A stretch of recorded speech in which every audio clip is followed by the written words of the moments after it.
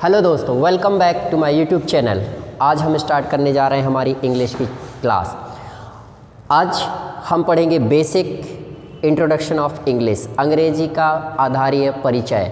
वैसे तो सब जानते हैं, सब सोच रहे होंगे अंग्रेजी का क्या परिचय देंगे सर, लेकिन अंग्रेजी का परिचय से मतलब ऐसी चीज़ें जो हम जानते तो हैं लेकिन हम उनको इग्नोर कर देते हैं।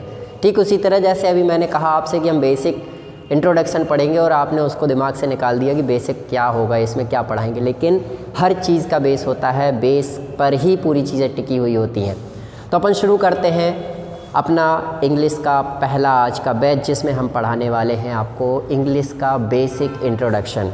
हो सकता है आपको बहुत सारी चीज़ें पता हो सकता है आपको इसमें बहुत सारी नई चीज़ें मिलें, हो सकता है एक ही चीज़ कोई नए तरीके से आपको मिले, इसलिए इसकी बिल्कुल ना करें, पूरा वीडियो देखें। एक एक सेकंड आपके लिए कीमती है, पता नहीं किस सेकंड की कौन सी बारीक चीज़ आपके दिमाग में बैठ जाए और वो आपको कहीं ना कहीं एक नंबर आधा नंबर लेने में आपको सक्सेस कर दे, जिससे आप कॉम्पिटिटिव एग्ज़ाम में सक्सेस हो सकते हैं।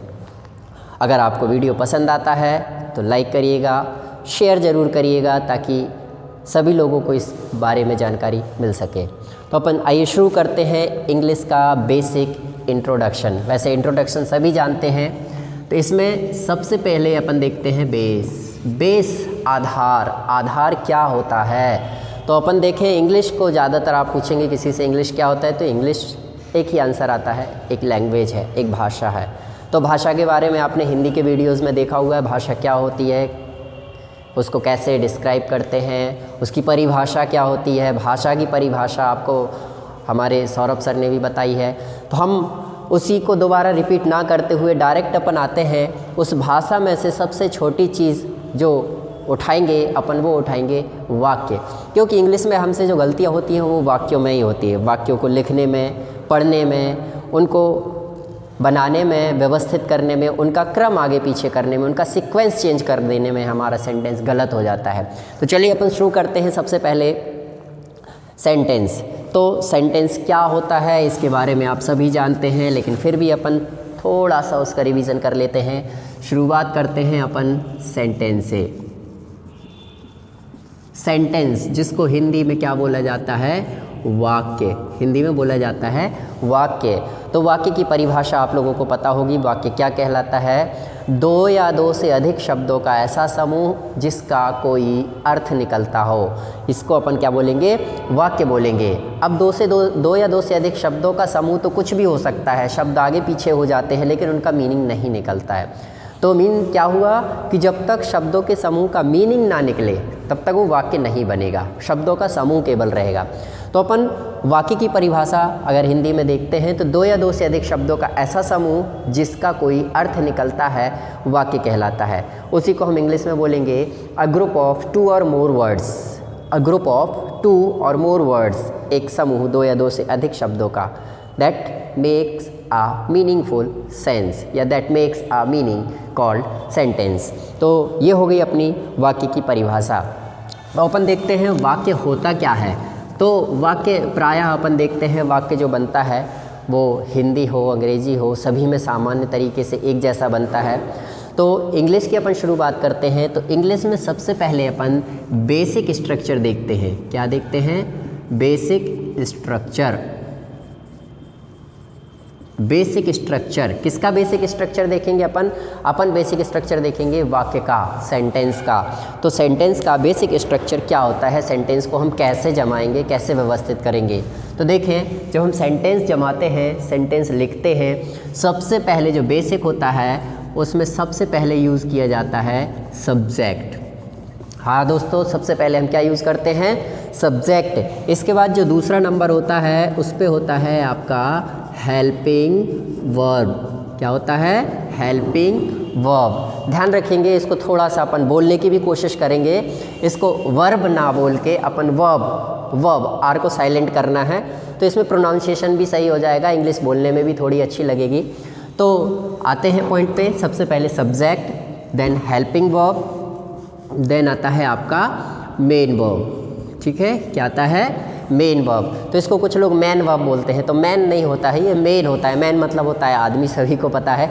तो अपन यहाँ पर पढ़ते हैं मेन वर्ब। मेन मतलब होता है मुख्य, खास, प्रमुख। ठीक है, देन इसके बाद क्या आएगा आपका, आएगा ऑब्जेक्ट। क्या आएगा, ऑब्जेक्ट। तो ध्यान रखेंगे, सबसे पहले सब्जेक्ट, उसके बाद helping verb, then main verb, then object. अब हमारा जो पांचवा और लास्ट पॉइंट होता है, इसको बोला जाता है एक्सटेंशन। क्या बोला जाता है, एक्सटेंशन, या इसी को कहीं कहीं पर अदर वर्ड्स के नाम से भी पढ़ाया जाता है। किस वर्ड नाम से, अदर वर्ड्स, अन्य शब्द। ठीक है, अब ये अन्य शब्द क्या होते हैं, सब्जेक्ट क्या होता है, हेल्पिंग वर्ब क्या होती है, मेन वर्ब क्या होती है, ऑब्जेक्ट क्या होता है और एक्सटेंशन क्या होता है, इसके बारे में हम डिटेल से पढ़ेंगे। एक एक चीज़ हम आपको समझाएंगे। सबसे ये पांचों चीज़ें अलग अलग हैं, हम पांचों चीज़ों को आपको अलग अलग समझाएंगे। ऐसा नहीं है कि इनको आप किसी भी तरीके से यूज़ करें। अगर आप इनको आगे पीछे करके उपयोग करते हैं तो इसमें क्या होगा, इस वाक्य का अर्थ बदल जाएगा। क्या हो जाएगा, इसका अर्थ, मीनिंग चेंज हो जाएगा। तो इसलिए हम जो गलतियां करते हैं इसी में करते हैं। हम इस सेंटेंस को जानते हैं कि इसको ऐसा लिखना है, लेकिन हम क्या करते हैं, उसमें हेल्पिंग वर्ब गलत लगा देते हैं, या मेन वर्ब जो होती है उसका कौन सा फॉर्म, कौन सा रूप लगना है वो हम परिवर्तित कर देते हैं, चेंज कर देते हैं। ऑब्जेक्ट को पहले लगा देते हैं या ऑब्जेक्ट को बाद में लगाना है, कहाँ लगाना है, ये पूरा क्रम हम इसमें आपको व्यवस्थित बताने वाले हैं। तो बिल्कुल आप लोग एक भी सेकंड का वीडियो स्किप नहीं करिएगा, आप कंटिन्यू देखिएगा। मैं गारंटी ले रहा हूँ, अगर आपने ये सेंटेंस, ये बेसिक स्ट्रक्चर अगर आपने अच्छे से पढ़ लिया, अच्छे से समझ लिया, तो आप बहुत ही जल्द इंग्लिश को पढ़ना, बोलना और समझना सीख जाएंगे। और अपन शुरुआत करते हैं। तो आई होप ये सारी चीज़ें आपको समझ में आ गई होगी। ये होता है अपना बेसिक स्ट्रक्चर, पूरी इंग्लिश जो है वो इसी स्ट्रक्चर पर टिकी हुई है। चलिए तो अपन इसमें शुरुआत करते हैं सब्जेक्ट से। ठीक है, सब्जेक्ट क्या होता है, तो सबसे पहले अपन पढ़ेंगे सब्जेक्ट के बारे में। तो सब्जेक्ट तो वैसे सभी को पता होता है, सब्जेक्ट क्या होता है, सब्जेक्ट को हिंदी में क्या बोलते हैं भाई, बताएंगे कोई? सब्जेक्ट को हम हिंदी में बोलते हैं विषय। क्या बोलते हैं, विषय। ठीक है, सब्जेक्ट को हम बोलते हैं विषय, या इसको अपन कर्ता भी बोलते हैं। कर्ता मतलब जो काम को करे। अब काम को करने वाले तो बहुत सारी चीज़ें हैं, हर कोई काम कर रहा है, लिविंग पर्सन भी है, नॉन लिविंग भी है और एनिमल्स भी हैं, सभी चीज़ें काम करती हैं, कोई ना कोई काम ज़रूर करते हैं। तो चलिए अब आगे पढ़ते हैं अपन, कैसे काम करते हैं, कहाँ करते हैं, ये अपन इसमें पढ़ेंगे। अब कुछ लोगों के दिमाग में आ रहा होगा कि अब सर को कमेंट्स करके परेशान करेंगे कि सर नॉन लिविंग चीज़ कैसे काम करती है, सर निर्जीव वस्तु कैसे काम करती है। तो यहाँ पर जो भी चीज़ है, हर चीज़ का कुछ ना कुछ काम होता है। ठीक है, तो मैं इस बात पे, टॉपिक पे बहस नहीं करूँगा। आप कमेंट्स करिए, बहुत अच्छी बात है, और मेरे पास उसका जो भी जवाब होगा आपको ज़रूर मिलेगा। चलिए अपन आगे पढ़ते हैं सब्जेक्ट के बारे में कि सब्जेक्ट क्या होता है। तो सब्जेक्ट का हिंदी मीनिंग मैंने आपको बता दिया है, विषय या कर्ता। तो अब हमारे सामने क्वेश्चन ये आता है कि सब्जेक्ट होते कितने हैं। ठीक है, वैसे तो सब्जेक्ट बहुत सारे होते हैं। इन सब्जेक्ट्स को क्या किया गया है, दो पार्ट्स में डिवाइड किया गया है। ठीक है, तो यहाँ पर जो अपन बात करते हैं हिंदी में, उनके अर्थ अलग अलग हो जाते हैं, इसलिए हमें लगता है बहुत सारे सब्जेक्ट हैं, लेकिन ऐसा नहीं है। ठीक है, तो कुल मिला के जो सब्जेक्ट होते हैं इंग्लिश में वो कितने होते हैं, 8 सब्जेक्ट होते हैं। तो ध्यान देंगे, there are total 8 subjects in 2 parts. इनको हमने 2 भाग में डिवाइड किया हुआ है। हमने नहीं किया हुआ है, ये पहले से डिवाइडेड है, हम तो अपन बोल देते हैं कि हमने डिवाइड किया हुआ है, लेकिन ये क्या है, 2 पार्ट्स, 2 हिस्सों में होते हैं। अब जैसे 2 हिस्सों का यहाँ पर यूज़ किया गया तो कुछ लोगों के दिमाग में पुरानी बातें याद आ गई होगी कि सर ये तो हमने पहली क्लास में KG2 में पढ़ा था, अब क्यों पढ़ा रहे हैं। तो इसलिए पढ़ा रहे हैं भाई क्योंकि KG2 में सिर्फ पढ़ा था, सीखा नहीं था, समझा नहीं था, याद किया था, रट्टा मारा था केवल पास होने के लिए। लेकिन आज हम इन्हीं चीज़ों में गलती करते हैं, तो उस गलती को सुधारने के लिए हमने आपको फिर से आज रिवीजन करवाया है। तो रिवीजन में हम सबसे पहले सब्जेक्ट पढ़ रहे हैं। सब्जेक्ट कितने होते हैं, there are total 8 subjects, 8 subject होते हैं जिनको 2 पार्ट में डिवाइड किया गया है। तो पहला पार्ट जो होता है, अब सबके दिमाग में भी आ गया होगा, क्या होता है, सिंगुलर सब्जेक्ट, और दूसरा क्या होता है, प्लूरल सब्जेक्ट। हाँ तो दोस्तों दूसरा कौन सा पार्ट है? प्लूरल। ध्यान रखेंगे इसको, कुछ लोग प्यूरल बोलते हैं, बचपन से प्यूरल बोलते आए हैं, अभी भी बोल रहे हैं और आगे भी अब नहीं बोलेंगे। आगे क्यों नहीं बोलेंगे? क्योंकि अब वो ये वीडियो देख चुके हैं उनको पता चल गया है कि ये प्यूरल नहीं होता है, ये क्या होता है? प्लू होता है। प्लू प्लू प्लूरल। इसको आप बोलने की कोशिश करेंगे तो कुछ दिनों में ये आपके दिमाग में भी बैठ जाएगा। तो अपन बात करते हैं सिंगुलर और प्लूरल सब्जेक्ट की। अब इतना जैसे ही दिमाग में आया, जैसे ही सामने सर ने लिखा, तो अपन ने क्या समझ लिया? अरे ये तो हमसे बनता है, हम तो जानते हैं। हाँ बहुत अच्छी बात है, आप बिल्कुल जानते हैं और जानना चाहिए, क्यों नहीं जानना चाहिए। लेकिन इसमें जानते हुए भी अपन को ये वीडियो पूरा देखना है, पूरा समझना है कि इसमें अपन को क्या करना है। चलिए अपन देखते हैं। तो सब्जेक्ट के बारे में अपन सबसे पहले यूज़ करते हैं सिंगुलर सब्जेक्ट। तो सिंगुलर सब्जेक्ट जैसा कि उसके नाम से ही है सिंगुलर। सिंगुलर मतलब क्या होता है? एक वचन कर्ता। ठीक है, सिंगुलर सब्जेक्ट, इसमें सब्जेक्ट जोड़ देंगे। सिंगुलर मतलब होता है एक वचन और सब्जेक्ट मतलब होता है कर्ता। ऐसे ही दूसरा पार्ट होता है अपना कौन सा? Plural subject. ठीक है, प्लूरल मतलब क्या हो जाएगा भाई? बहुवचन। बहुवचन मतलब जहाँ एक से ज़्यादा है।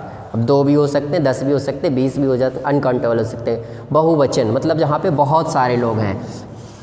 ठीक है, तो ये हो जाएगा प्लूरल सब्जेक्ट। यहाँ पर अपन देखते हैं प्लूरल सब्जेक्ट। ठीक है, तो बहुवचन करता। शुरुआत करते हैं अपन सिंगुलर से।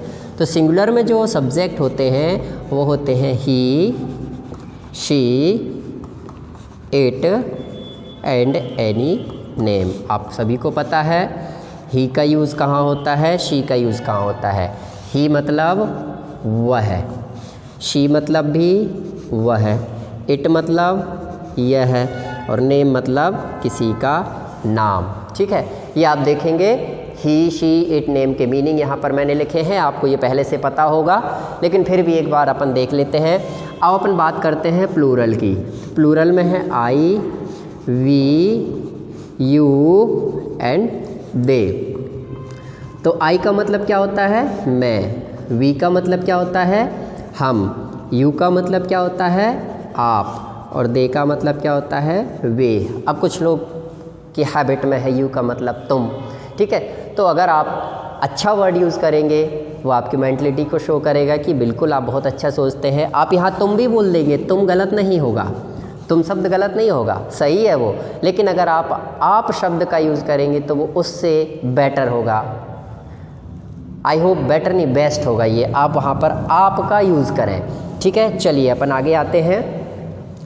तो यहाँ पर ये मीनिंग तो आपको सब पहले से पता होगा। यहाँ पर ये हो गया सिंगुलर नंबर, ये हो गया प्लूरल नंबर। और इसमें एक छोटा सा चेंज भी है जो मैं अभी बताने वाला हूँ, लेकिन उसके पहले अपन को इनका यूज़ जानना पड़ेगा, उपयोग जानना पड़ेगा कि इनका उपयोग कहाँ कहाँ होता है। तो आपको सभी को पता होगा, जिनको पता नहीं है वो वीडियो ख़त्म होने के पहले मुझे अपने कमेंट्स में लिख के बता देंगे ईमानदारी से। ठीक है, क्योंकि मैं कमेंट्स हो सकता है बाद में देखूं, बाद में पढूं, तो आप तुरंत बता देंगे कि इनमें किसको कहाँ पर यूज़ किया जाता है। तो ही का यूज़ किसके लिए किया जाता है? मेल के लिए। शी का यूज़ किसके लिए किया जाता है? फीमेल के लिए। और इट का यूज़, हाँ वेरी गुड, इट का यूज़ जो किया जाता है नॉन लिविंग के लिए। या एक और वर्ड होता है एनिमल, किसके लिए?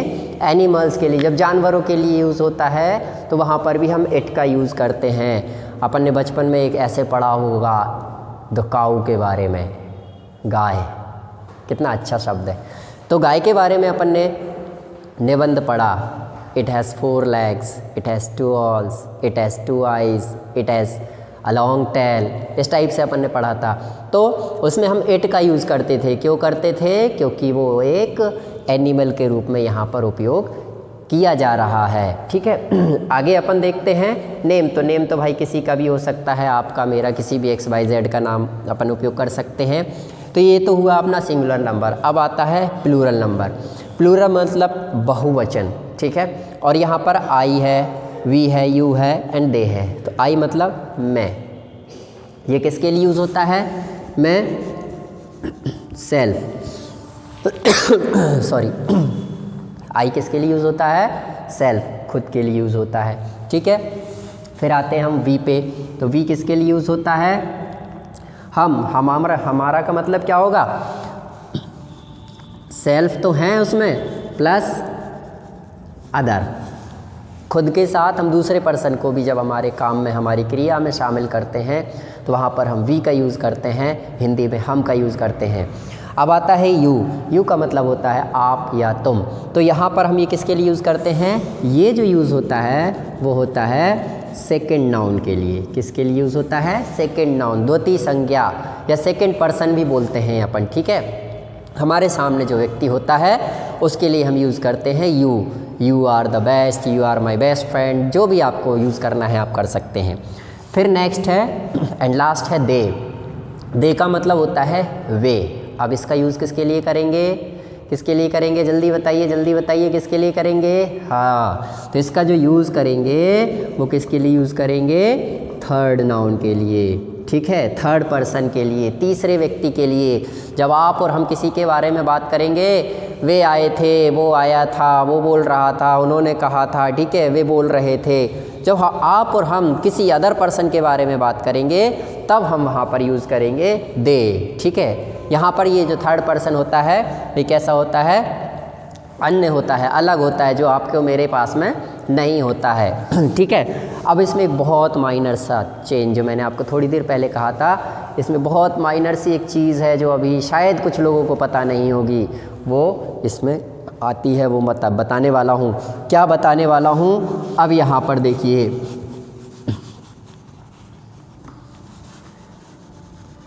ये जो हिंदी मीनिंग यहाँ पर हैं, इन हिंदी मीनिंग में थोड़ा सा चेंज होता है। कहीं कहीं सेंटेंस हिंदी में आ जाते हैं। वैसे तो आजकल कॉम्पिटिटिव एग्ज़ाम में हिंदी में नहीं आता है, सब इंग्लिश में पूछा जाता है।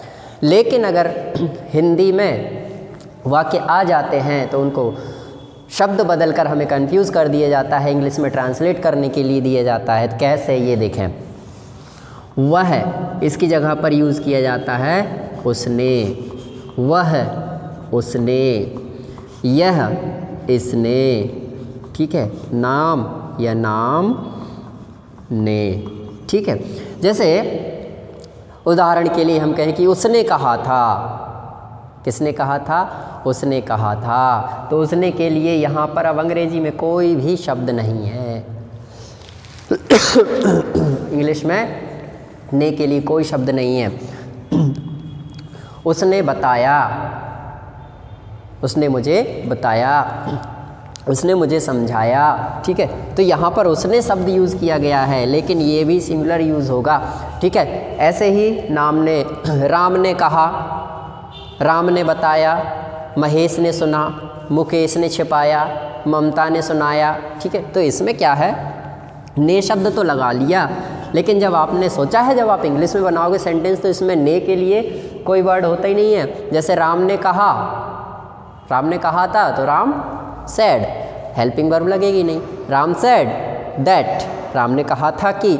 अब राम के लिए राम लग गया, कहना के लिए सेड लग गया, की के लिए दैट लग गया, ने के लिए तो कुछ लगा ही नहीं। राम सेड दैट, राम ने कहा था कि।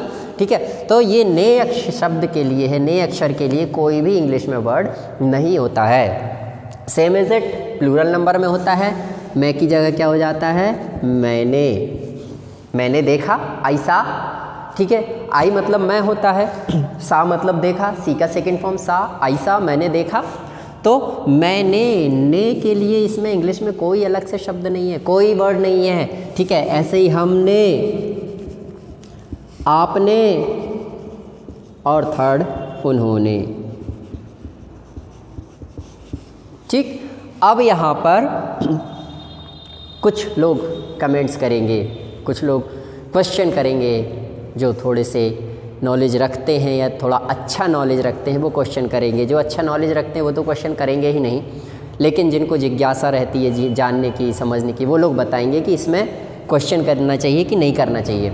तो आप कमेंट्स करिएगा, क्या ये चीज़ आपको पहले से पता थी? अगर पता थी तो बहुत अच्छी बात है, अगर नहीं थी पता तो उसके लिए आप मुझे धन्यवाद कह सकते हैं, कोई बुराई नहीं है। चलिए, तो यहाँ पर जो यूज़ है आई, आई का मतलब होता है मैं मतलब मैं अकेला, फिर इसको बहुवचन में क्यों रखा।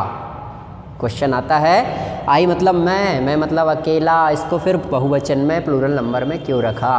तो इसका सिंपल सा आंसर है, बहुत सिंपल आंसर है, क्यों रखा। आप लोगों को किसी को पता हो तो प्लीज़ कमेंट्स करिएगा। 2-5 मिनट के लिए आप अपना दिमाग हटाएं और आई पे लगाएं कि आई को प्लूरल में क्यों रखा। ये भी तो अकेला है मैं। इसके लिए देखें आप, इसके लिए आपको क्या करना होगा, एक बार सिंगुलर पे नज़र मारनी होगी। अब आप यहाँ पर देखें ही किसके लिए है, मेल के लिए। ये जो ही है वह जो यूज़ है किसके लिए है, ये मेल के लिए। शी किसके लिए है, ये फीमेल के लिए, ठीक है। और इट जो है वो नॉन लिविंग के लिए, अलग चीज़ है वो। ही और शी आप देखें, एक मेल के लिए है, एक फीमेल के लिए है, लेकिन यहाँ पर मेल और फीमेल दोनों के लिए ही केवल आई का यूज़ किया जा रहा है। किसके लिए, कितने लोगों के लिए यूज़ किया जा रहा है, 2 लोगों के लिए। क्या, आई। अब ये 2 कौन हो गए, एक हो गया मेल, एक हो गया फीमेल। चाहे लड़का बोले चाहे लड़की बोले, उसके लिए इसमें अलग अलग कुछ है ही नहीं है। तो इस हिसाब से इसको प्लूरल नंबर में रखा गया है। अब ऐसे ही एक कंडीशन आती है यू। यू का मतलब होता है आप, तुम। अब आप जो है वो अकेला भी हो सकता है, बहुत सारे भी हो सकते हैं, इट्स डिपेंड ऑन कंडीशंस, ठीक है। तो जैसी कंडीशन होगी उसके हिसाब से हम इसका यूज़ करेंगे, लेकिन इसमें हेल्पिंग वर्ब बदल जाएगी, ठीक है। आप घूम रहे थे, यू वॉज विजिटिंग देयर, ठीक है। या आप किसी से बोलें आप खाना खा रहे थे, यू वर ईटिंग फूड, तो वहाँ पर वॉज और वर्ब में डिफरेंट हो गया। वॉज और वर्ब में डिफरेंट क्यों हो गया, क्योंकि एक बार मैंने एक व्यक्ति के बारे में बोला था कि आप आ रहे थे, दूसरी बार बोला कि आप खाना खा रहे थे, तो मैंने देखा कि खाना बहुत सारे लोग खा रहे थे, इसलिए वहाँ पर मैंने वर का यूज़ कर दिया। तो इसमें भी same is depend on condition, ये जैसी स्थितियाँ होंगी उसके हिसाब से इसमें हेल्पिंग वर्ब लग के, हेल्पिंग वर्ब जो भी लगाएंगे आप, उसके हिसाब से इसका मीनिंग समझ में आएगा कि ये एक व्यक्ति के लिए है या एक से ज़्यादा के लिए है। चलिए, तो ये था हमारा पहला पॉइंट, सेंटेंस का सब्जेक्ट, विषय या कर्ता। अब इसमें किसी को कोई डाउट हो सब्जेक्ट में, किसी को कुछ पूछना हो, तो आप इसमें कमेंट्स कर सकते हैं, आप पूछ सकते हैं जिसको जो समझ में ना आया हो।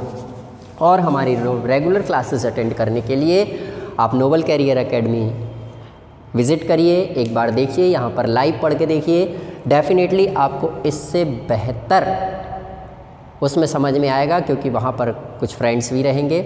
नेक्स्ट हमारा चीज़ जो है सेंटेंस में, वो है हेल्पिंग वर्ब। क्या है भाई, हेल्पिंग वर्ब, ठीक है। हेल्पिंग वर्ब, हेल्प का मतलब तो सभी को पता है, सहायता करना। हेल्पिंग वर्ब क्या हो जाएगी यहाँ पर, सहायक क्रिया, सहायक क्रिया, ठीक है, हेल्पिंग वर्ब। तो अब हम बताएं कि भाई हेल्पिंग वर्ब कितनी होती है इंग्लिश में। बहुत सारे लोगों को पता होगी, कुछ लोग बोलेंगे अनकाउंटेबल होती हैं, कुछ लोग बोलेंगे 10 होती हैं, कुछ लोग बोलेंगे 20 होती हैं। एक्चुअल होती कितनी है, तो मैं आपको बता देना चाहता हूँ कि यहाँ पर इंग्लिश में जो यूज़ की जाती हैं वो कितनी होती हैं। There are total 24 helping verbs. कितनी हैं, 24 हेल्पिंग वर्ब्स, 24 सहायक क्रियाएं हैं इन 3 पार्ट्स। उनको 3 भागों में बांटा गया है। कितने भागों में बांटा गया है, 3 भागों में। चलिए, अब आप लोग एक्साइटेड होंगे कि चलो देख लेते हैं सर की 24 सहायक क्रियाएँ कौन कौन सी हैं।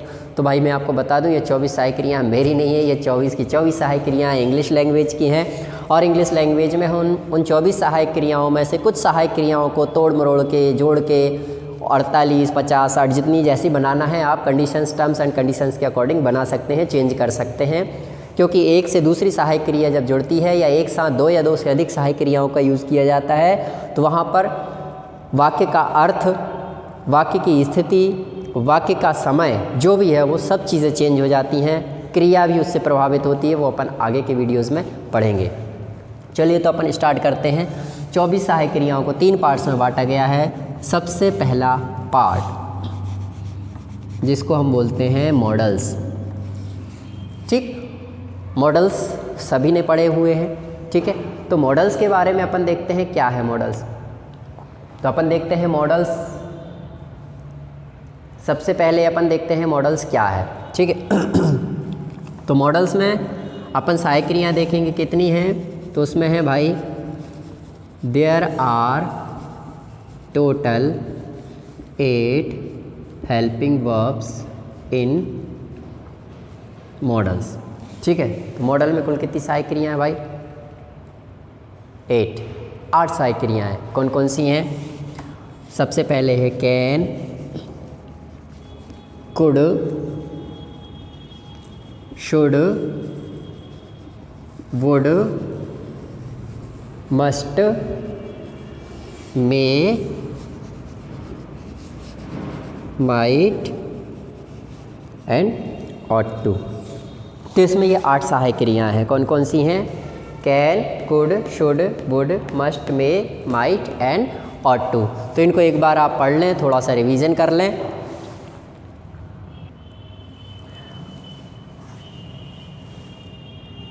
तो देखें, एक बार इसको आप बोलने की कोशिश करें, can, could, should, would, must, may, might and ought to. अब इसमें सारी सहायक क्रियाएं आपने पढ़ी होंगी, अगर आपने नहीं पढ़ी हैं तो यहाँ पढ़ लीजिए, देख लीजिए। अब इसमें ये जो 8 सहायक क्रियाएं हैं, हम इन 8 की 8 सहायक क्रियाओं को एक एक करके पढ़ेंगे।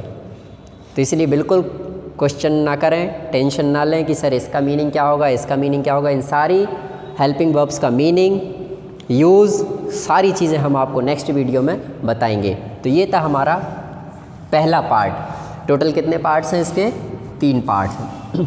पहले पार्ट में आपकी कितनी हेल्पिंग वर्ब्स हो गई, 8। अब आता है इसका दूसरा पार्ट जो सभी को बहुत ज़्यादा टेंशन देता है। क्या हो सकता है भाई, टेंशन शब्द से ही समझ गए होंगे आप लोग। तो अगर स्कूल के स्टूडेंट हैं तो पक्का आपके दिमाग में उसका नाम भी आ गया होगा कि क्या है ये। तो टेंशन देने वाली जो चीज़ होती है वो होती है दूसरा पार्ट, जिसको हम बोलते हैं टेंस। टेंस को हिंदी में क्या बोलते हैं अपन, काल बोलते हैं। क्या बोलते हैं, काल बोलते हैं। तो टेंस में जो यूज़ होना है वह टोटल कितनी हेल्पिंग वर्ब्स हैं, 13।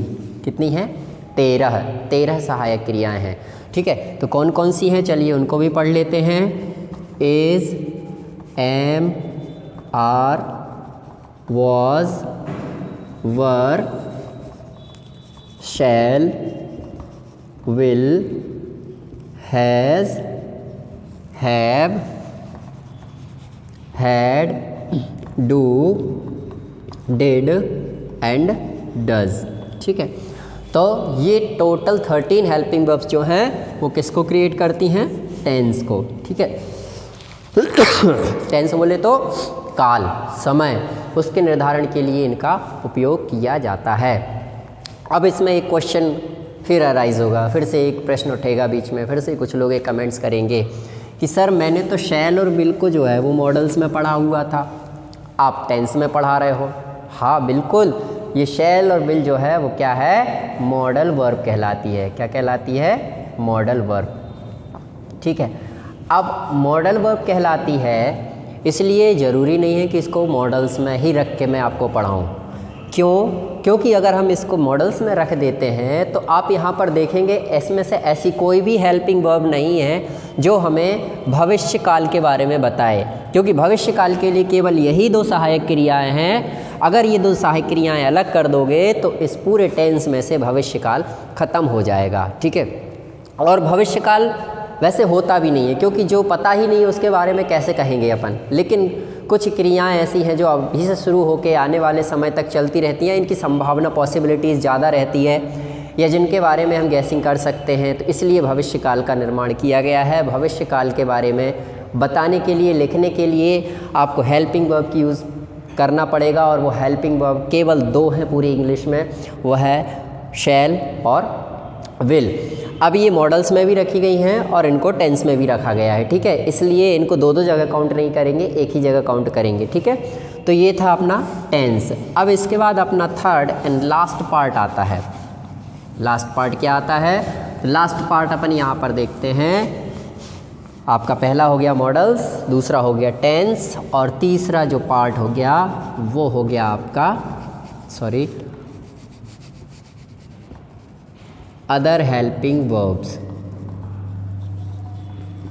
अब इनको अदर हेल्पिंग वर्ब्स क्यों बोला गया है इसके बारे में भी मैं आपको बताऊंगा। तो यहाँ पर अपन 13 प्लस कर देते हैं, 8 एंड 13 टोटल कितने हो गए 21। ठीक है, टोटल कितनी होती हैं भाई 24। अब कितनी बची, ओबियसली 3 सहायक क्रियाएँ इसमें बची हैं।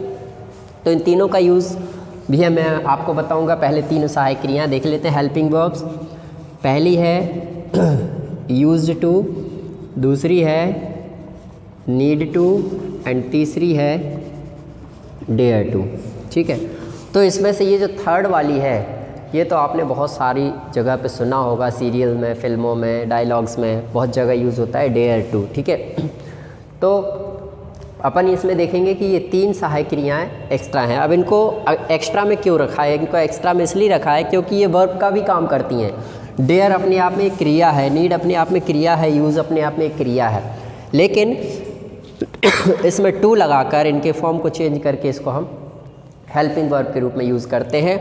इनका यूज़ वहाँ होता है जहाँ पर हम ना मॉडल्स के अकॉर्डिंग मॉडल्स के थ्रू बता सकते हैं ना टेंस के थ्रू बता सकते हैं, वहाँ पर हम यूज़ करते हैं अदर हेल्पिंग वर्ब्स का। तो यहाँ पर आज हमारी 2 चीज़ें क्लियर हुई, सब्जेक्ट फिर हेल्पिंग वर्ब। अब तीसरे नंबर पे आती है आपका मेन वर्ब। तो अपन मेन वर्ब के लिए आपको थोड़ा सा इंतज़ार करना पड़ेगा नेक्स्ट वीडियो का। इस वीडियो में ये 2 चीज़ें हैं जो मैंने आपको बताई हैं, सब्जेक्ट प्लस हेल्पिंग वर्ब। अब आपको ये 2 चीज़ें बिल्कुल तैयार करना है।